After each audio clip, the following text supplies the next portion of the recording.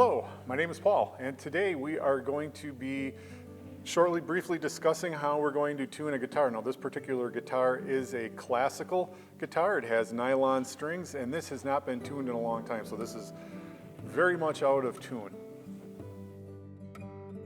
Okay, so the reason we want to tune a guitar is, like I said, this one is completely out of tune, and if you were to just strum a simple chord, it's going to sound horrible because all the strings aren't in tune. So for this particular job, there are many different kinds of tuners, but today we're just going to use a phone app tuner, and it's quite simple.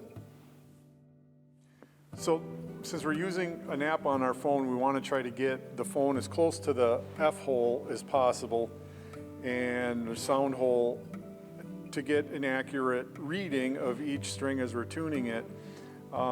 The next important part of the guitar is your machine heads and on your headstock, your machine tuners.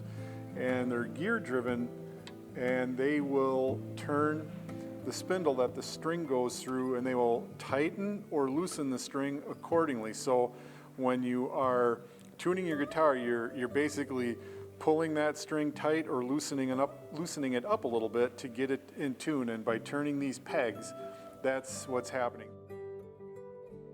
All right, so when we're going to start tuning the guitar, we're going to start with the low E and the A string.